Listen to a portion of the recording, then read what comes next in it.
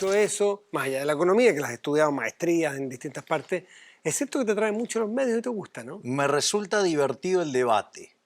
Sí. O sea, además estoy fuertemente comprometido con la batalla cultural y la sensación que tengo como liberal libertario que soy es que cada vez que piso una baldosa, digamos, escupe socialismo Argentina. Por lo tanto, digamos, o sea, me parece que es una batalla digna de dar, porque Argentina arrancó el siglo XX siendo el país más rico del mundo, con el PBI per cápita más alto del mundo, y a partir de 1928 comenzó a abrazar de a poco las ideas socialistas y hoy Argentina es el país 70, camino a estar peor. Considero que el Estado para lo único que sirve es para seguridad y justicia. Sin embargo, como filosóficamente soy anarcocapitalista, considero que el progreso tecnológico puede derivar en distintas cuestiones que nos pueda permitir merecernos un mundo sin Estado. Incluso sin Estado para la justicia.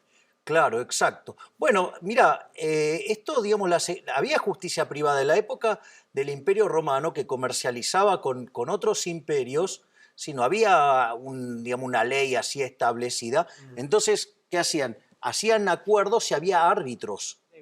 Lo planteo, por ejemplo, desde los temas de seguridad, si tú quieres en adelante. Vendrán dos tipos que te dicen, Javier, me gusta tu chaqueta, la chaqueta, por la fuerza, y te la quitan. Estoy hablando de un caso muy básico el que te estoy planteando. No, pero a ver, el problema es el siguiente. O sea, vos me estás postulando, bajo esa situación, que el ser humano puede ser malo o es malo.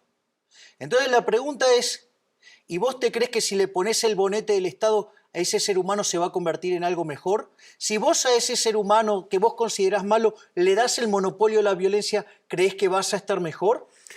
Pero si cada uno de nosotros cede parte de ese monopolio de la violencia o de la sobrevivencia, de la autodefensa, se la cedemos a un Estado, a una policía el día de mañana. ¿Estás dando el monopolio de la fuerza?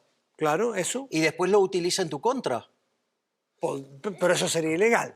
Siempre Bueno, estamos... no, pero bueno, en un Estado de Derecho eso no debiera pasar. No, ¿cómo que no? Digamos, mirá el caso de Argentina.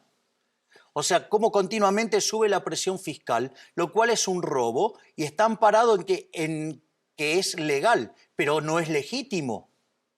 Y entonces, justamente, utilizan el monopolio de la fuerza para imponerte la esclavitud fiscal. De hecho, si yo tuviera que elegir entre el Estado y la mafia, me quedo con la mafia. Peor. ¿Los impuestos para ti son un mal necesario o sencillamente un mal?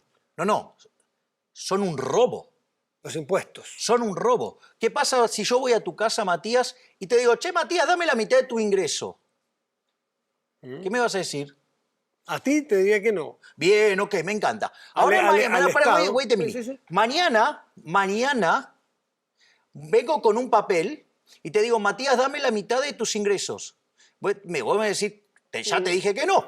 Bueno, pero escúchame, yo acá ahora tengo un papel que dice que me los tenés que dar, ¿sí? Y está firmado. Y vos me decís, ¿por quién está firmado? Por mí. Otra vez me vas a sacar a patadas, ¿ok? Ahora cuando yo vuelvo al tercer día, vuelvo con un muchacho parecido a Shaquille O'Neal, con un bate de béisbol, y ahora Matías, mientras que este muchacho golpea el bate contra sus manos, dame la mitad de tus ingresos. Es decir... Probablemente te daré el 70%, no la mitad, para que no me golpee.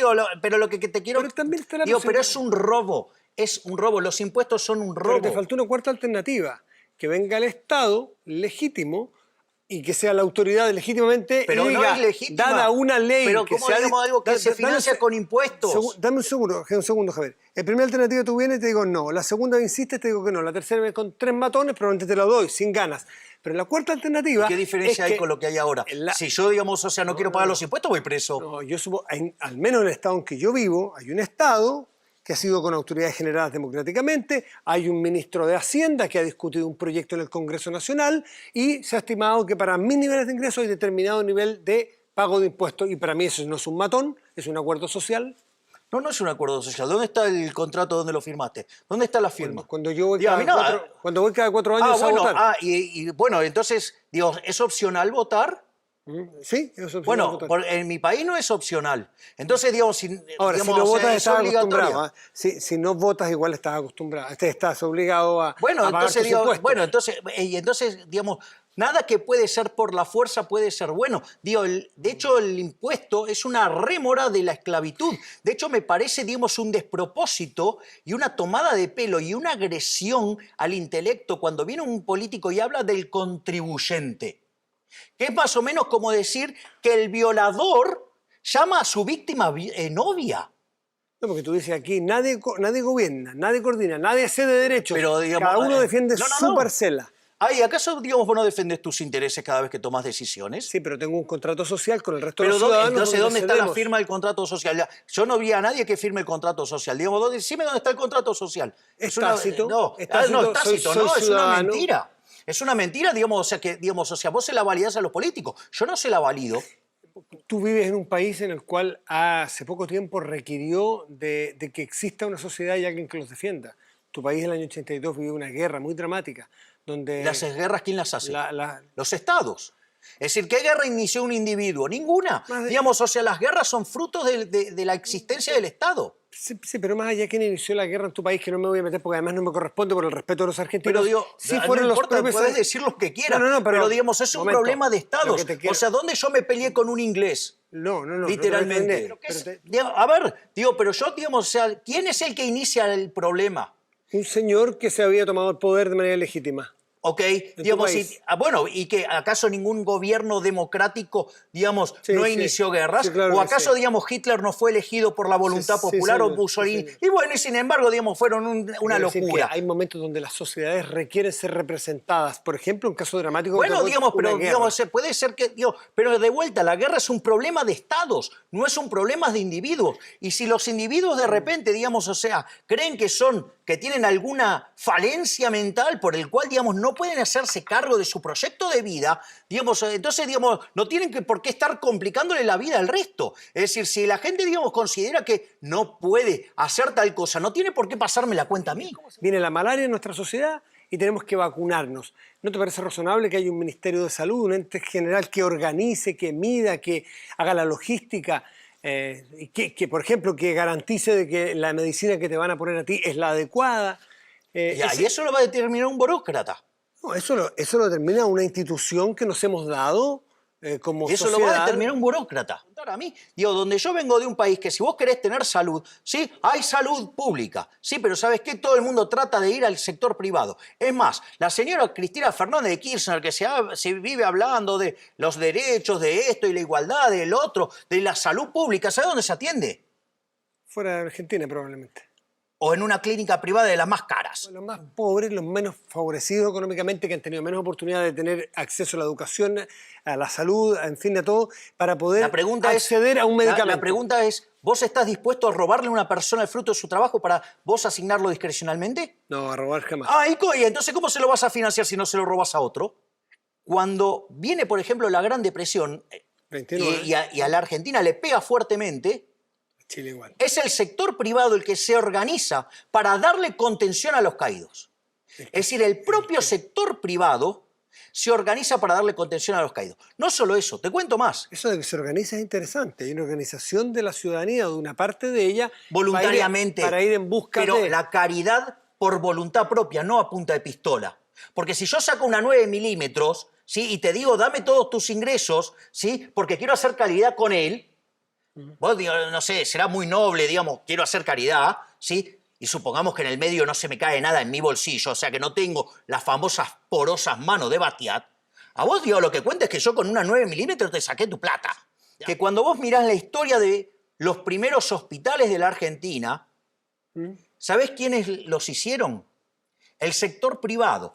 ¿Sabés para qué lo hacían? Porque, porque justamente necesitaban que sus trabajadores disfrutaran de buena salud y que pudieran trabajar. Y como de repente no les daban los tiempos para llegar a otro lugar y se podían morir, ¿quién financió eso? El sector privado. La sociedad civil, a tu juicio, la sociedad civil organizada podría reemplazar al Estado. Definitivamente. Que obviamente, digo, si los marxistas y los socialistas supieran de economía, no serían ni marxistas ni socialistas, porque digo, son eso porque no saben.